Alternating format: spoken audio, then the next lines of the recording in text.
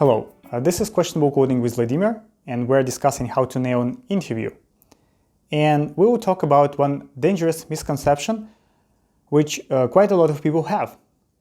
It all started around 2 years ago on Amazon Onsite, where I first met another candidate who shared his way of preparing for an interview. And his way was not to prepare at all. So he was trusting his skills, or he was depending on his current level, and he wanted to just to try them out. If they will work, then it's good. If not, then it means he doesn't deserve the position. So that was pretty strange, and from that moment I was thinking about that approach. And more to that, I met people who are also discussed that approach or emphasized on that approach. And every time I was a bit confused while we even talk about that, because for me it seemed super unnatural to approach some important event in unprepared state. So let's discuss why we want to be prepared and why those people think you shouldn't do that. So let's first start with at least an attempt to understand their position.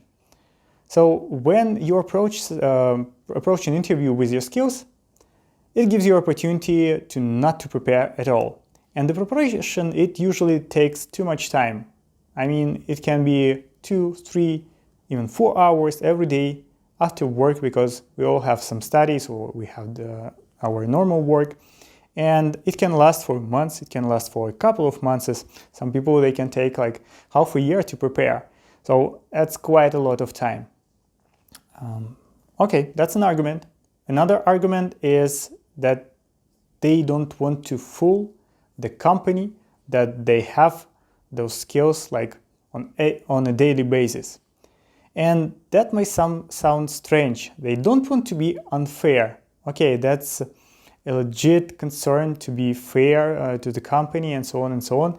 But I guess it's a big mistake to think that they are cheating someone if they are prepared for an interview. So let's discuss why you should prepare. The first reason to prepare is that you most likely get some tasks that you don't encounter on a daily basis, especially if you are going to FANG companies where you have algorithmic interviews, where you have system design, and not that many people they really practice both of those technical things in their daily life. So yeah, it will be fair for you and it's expected from you to be prepared for such non-trivial, non-standard things. Another thing, that even if you are very well prepared, if you already went through a lot of interviews, it's very, like in sport, it's very hard to maintain the high or 100% level of your skills. That's why you need to refresh knowledge. You need to upload it to your fast memory to operate it in an efficient way. Otherwise, you'll spend much more time in remembering stuff that you already know but didn't refresh in, let's say, 3 months. Another reason to prepare is that you have a highly competitive environment. So there will be another 50 people competing for the same position, most likely. Or even if some company declares that they will hire anyone who reaches some level, you'll have to fight against their expectations or prepare for their expectations. And you don't know how high are they. So it's also a competition, but not with other people, but rather than their expectations.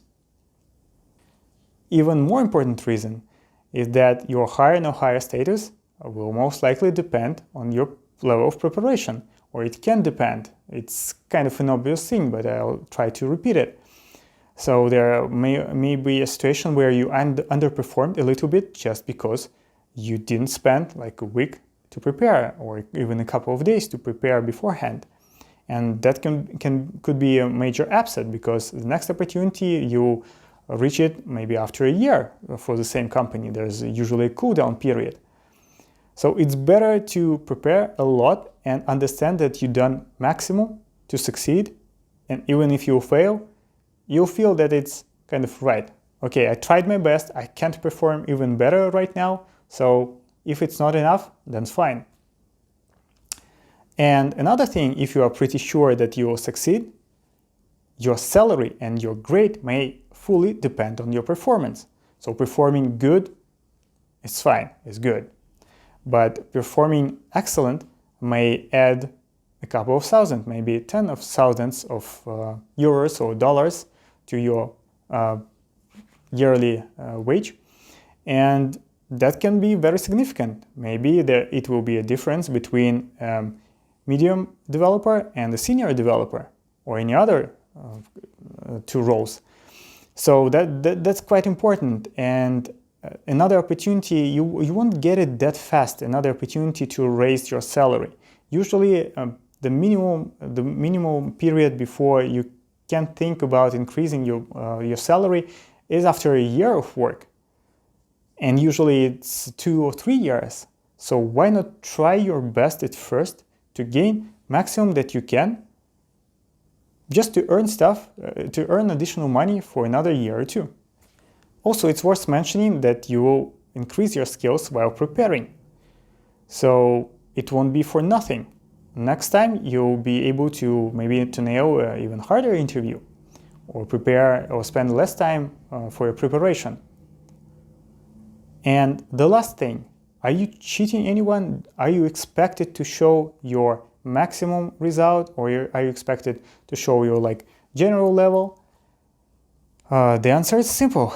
The companies want your best shape on the interview. They are ready to give you half a year to prepare, many months to prepare, because they want you to be in your maximum shape. They already spend a lot of time and a lot of resources to find you. And if you just rely on your normal skills, if you fail in an interview, it won't be good for them. They want your super skills, they want you to succeed, and they want a new hire, a person who will be able to help them.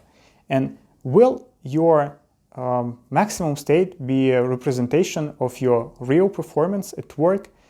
In fact, it will. It's not that hard to reproduce your state. Nobody expects you to be on top every time. So if they expect you to show 100%, and they expect you to have 80% performance afterwards when you are hired.